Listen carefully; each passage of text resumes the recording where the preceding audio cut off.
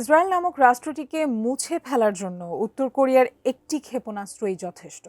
উত্তর কোরিয়ার এমনটা জানিয়ে ইরানের পাশে থাকার ঘোষণার দাবি উঠেছে সামাজিক যোগাযোগ মাধ্যমে।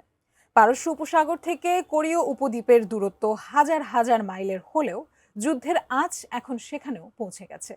তবে কি ইরান ও ইসরায়েলের মধ্যে চলমান সর্বাত্মক সামরিক সংঘাতের মাঝে হঠাৎই নতুন খেলোয়াড় হিসেবে আবির্ভূত হচ্ছেন উত্তর কোরিয়ার নেতা কিম জং উন?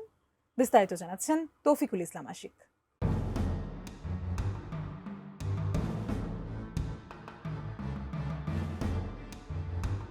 আমেরিকা, ইসরায়েল আর ইরানের মধ্যকার উত্তেজনার মাঝে এবার উত্তর কোরিয়ার হুঙ্কারের দাবি আন্তর্জাতিক অঙ্গনে কাঁপন ধরিয়ে দিয়েছে। সামাজিক যোগাযোগ মাধ্যমে বিভিন্ন সূত্রের মতে উত্তর কোরিয়ার এক বিবৃতিতে বলা হয়েছে, ইরান অনুরোধ করলে তারা ইসরায়েলের বিরুদ্ধে ক্ষেপণাস্ত্র সরবরাহ করতে প্রস্তুত এবং তাদের ধ্বংস করার জন্য একটি ক্ষেপণাস্ত্রই যথেষ্ট।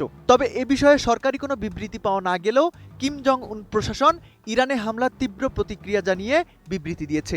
এই বিবৃতি এবং ইরানের পাশে থাকা কেবল কথার কথা নয়, বরং আধুনিক যুদ্ধক্ষেত্রে পিয়ংইয়ংয়ের ক্ষেপণাস্ত্র প্রযুক্তির যে বিশাল ভাণ্ডার রয়েছে তা এখন মধ্যপ্রাচ্যের যুদ্ধের বোর ঘুরিয়ে দেওয়ার সক্ষমতা রাখে।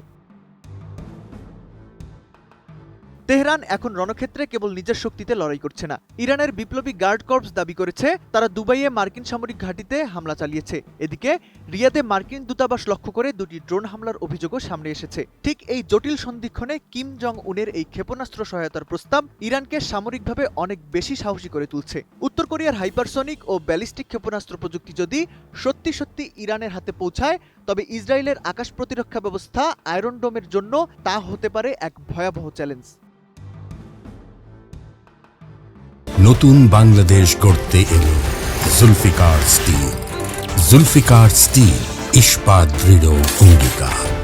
কিম জং উনের এই সামরিক আগ্রাসী মনোভাব কেবল মধ্যপ্রাচ্যের যুদ্ধের প্রেক্ষাপটে নয়, এর পেছনে রয়েছে তার নিজস্ব দীর্ঘমেয়াদী পরিকল্পনা। গত ২৮ ফেব্রুয়ারি দলীয় নেতা ও সামরিক কমান্ডারদের সাথে এক বৈঠকে কিম জং উন সরাসরি জানিয়েছেন তিনি তার পারমাণবিক অস্ত্রের ভান্ডার আরও বাড়ানোর পরিকল্পনা করছেন। বৈঠক চলাকালীন উত্তর কোরিয়ার নেতা তার কন্যা কিম জু আয়েকে নিয়ে নতুন প্রজন্মের স্নাইপার রাইফেল প্রদর্শন করেন। কিম জু আয়েকে এখন দেশের দ্বিতীয় প্রধান ব্যক্তি হিসেবে গণ্য করা হচ্ছে, যা ইঙ্গিত দিচ্ছে কিম পরিবার তাদের ক্ষমতার উত্তরাধিকারও নিশ্চিত করে ফেলেছে।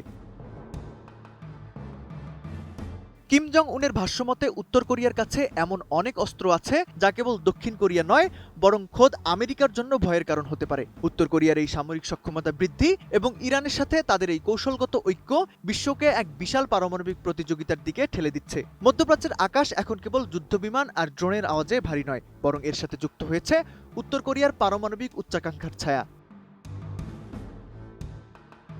মধ্যপ্রাচ্যে একদিকে মার্কিন রণতরী, অন্যদিকে ইরানের ক্ষেপণাস্ত্র আর কিম জং উনের পারমাণবিক হুমকিতে বিশ্ব এখন শ্বাসরুদ্ধকর পরিস্থিতির মুখোমুখি। ইরান ও উত্তর কোরিয়ার এই সামরিক বন্ধন যদি বাস্তবে রূপ নেয়, তবে তা কেবল মধ্যপ্রাচ্যের মানচিত্রই বদলাবে না, বরং ভেঙে ফেলবে গত কয়েক দশকের বৈশ্বিক নিরাপত্তার কাঠামো।